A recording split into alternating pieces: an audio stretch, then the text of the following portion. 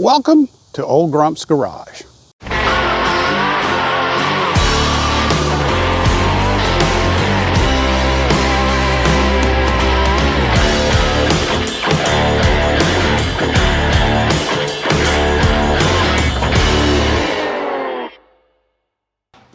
Hey guys, Alan, Old Grump's Garage. We're back on Project 3100. Refresh your memory. We're going to take between a 1947 and a 1955 Chevy pickup, advanced design 3100, short wheelbase, and we're going to do a frame swap onto an S10 frame. Now, to get the wheelbase right, to do that, you need a long wheelbase standard cab S10. If you go back to the first video in this series, you'll see I bought a standard cab long wheelbase S10. We pulled the body off. Here's the frame. Now the next thing you had to contend with is, while this is the right wheelbase for this frame swap, the track width between the S10 and the Advanced Design 3100 a little bit different. The 3100 would have 57.5 inch front track width, and the rear is between 61 and 62 inches. The two-wheel drive S10, you have 54 inch front end and a 55 inch rear end. There's a couple different schools of thought on how to approach this. Some people just say, buy wheel spacers, slap wheel spacers in, that'll center the wheels out into the wheel tubs, you're good to go. I'm not fond of that because of how much you're putting on the wheel studs. My preference is to change the rear end out and change the front end out to restore your track width. So you have a couple options. The rear end wheel mounting surface to wheel mounting surface on a two-wheel drive S10 is 54.5 inches. A four-wheel drive is 59 inches. But the ZR2 four-wheel drive has a 63 inch width wheel mounting surface to wheel mounting surface. So I've tracked down a ZR2 rear end, got it cleaned up, and we're going to swap the rear end out. I've got new springs and new shocks for the rear end because I also, while we're at it, I want to do a 2 inch and 3 inch lowering on this frame. I want to lower the front end 2 inches, the rear end 3 inches. If you've seen in the old stock 3100s, they sit pretty high. I don't want this slammed on the ground. I'm not into all that, but I just want to drop it enough to where it closes up some of that area between the top of the tires and the top of the fender openings. So to do a 2 inch front drop and a 3 inch rear drop, I've got new leaf springs, new shocks. We're going to do the rear end swap out, so stay tuned. Here we go.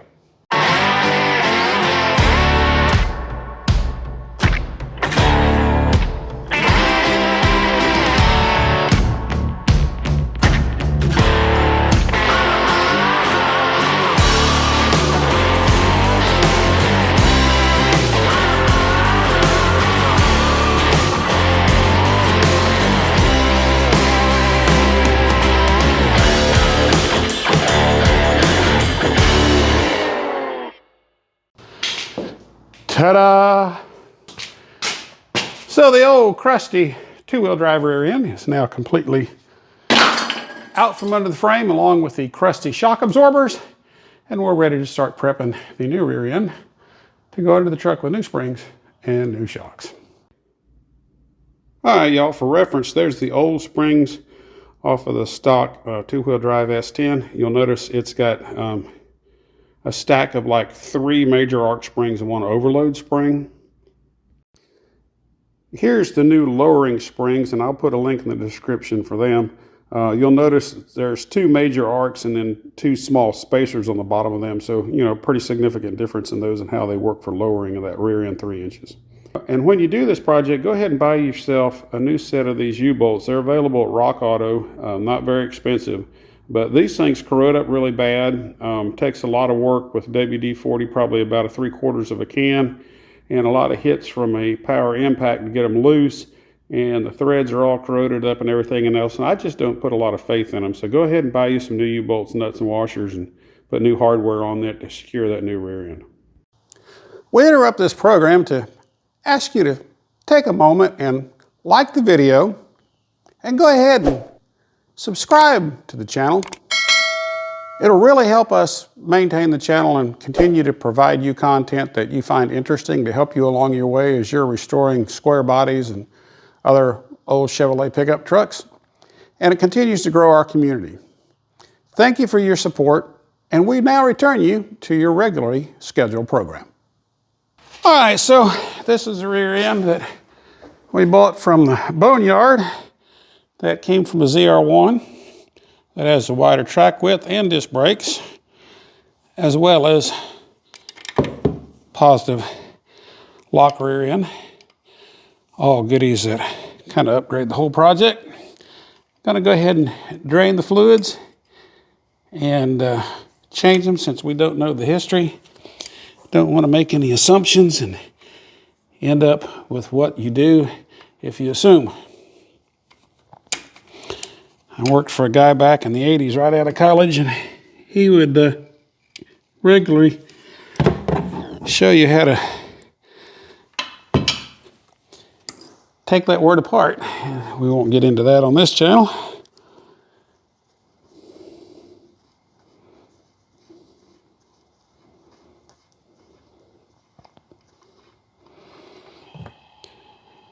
I want to thank General Motors for being the kind folks that they are and putting a drain plug in these things. Fluid looks clean. Somebody may have changed it recently, but again, I'm not taking any chances.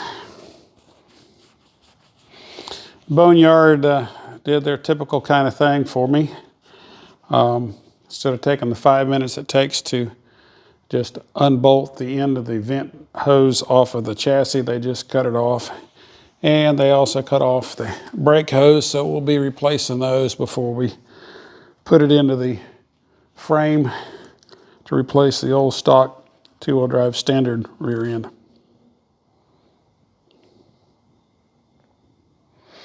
And also, while I got it out, we applied the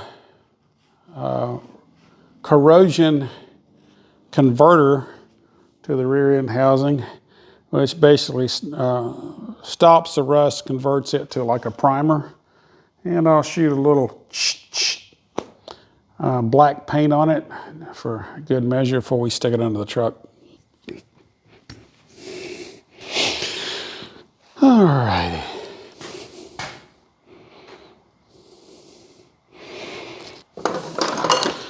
So like a good Boy Scout, I saved the vent off of the rear end that was under my S10, so I'll just use that vent line to replace the one that the boneyard decided to shred.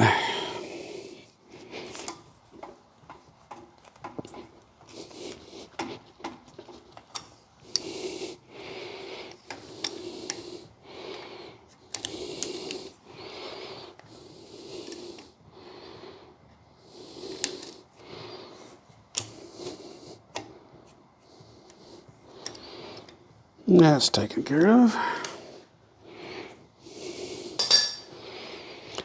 And our drain's just about stopped its dripping, so go ahead and plug him back up. All right, there we go. Well, you know you're full is it's a side filler. When it starts to run back out, you're there. So it took just a little bit more than 2 quarts. Fortunately, I had a half a quart sitting on the shelf left to go, so we're good. And we'll tighten that back up, but we're not going to try to strip it off because it is an internal type pipe plug, and it's real easy to mess that up and then have yourself in a situation the next time you go to do it, you round the corners off. So don't get crazy and try to show everybody your judo strength. I'm not a real big fan of the brake hose that came off my old rear end. Set it aside. I think we will order ourselves a new brake hose for this because I'm not digging that one at all. You may be him. Are you him? I feel like you may be him. Now what we want to do is we want to prevent this from torquing that brake line real hard and breaking the brake line off while we're trying to loosen this fitting. And that's coming off nicely without torquing the brake line, so we're going to be able to reuse our brake line, which is good. All right, so once you got the torque off of them with your flare nut wrench, you can go back to your regular wrench sets to just unwind it the rest of the way. All righty, we have mocked up the new springs on the new rear end. I want to caution you to something when you do this. The springs are shorter and longer from spring pad out to that eye on each end. So right here, from the spring pad right there out to the center of this eye, I'm showing like 25 1/4 on that end. And from that spring pad out to here, I'm showing about 23 1/4. The shorter end of the leaf spring goes towards the cab. It'll be the front. There's the yoke on the front of the rear end housing. That's the front eye. The longer spring run from the stack out to this eye is the back. So just check both of those when you mock it up before you start trying to crawl it under the truck. I've not tightened the U-bolts up. They're snug, finger tight right now. Once I get it in the frame, we can do some extra measurements and make sure the rear end's in straight, and then we'll tighten up the hardware. With the help of my friends, the convenient little wood dollies, got the rear end slid back under the truck. And let's see if I can manhandle it enough to get it in where it belongs.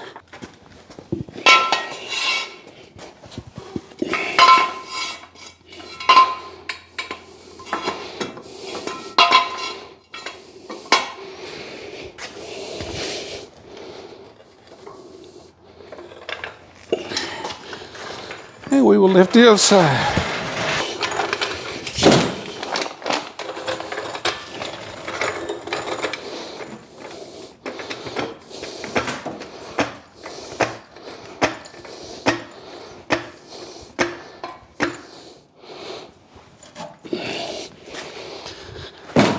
Now let's see if we can convince that bolt where his home is.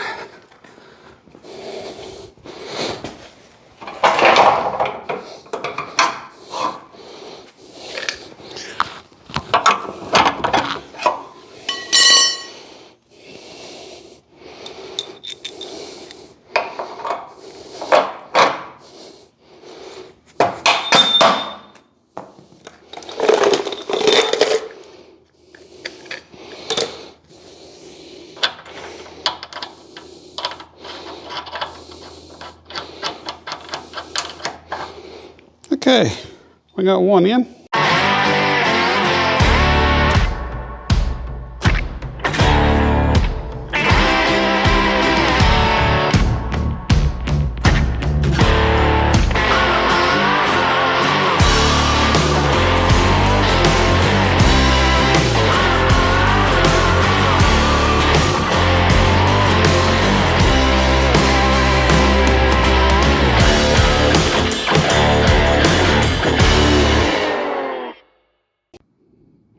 So there it is, sitting on the ground. The new ZR2 rear end. The lowering leaf springs.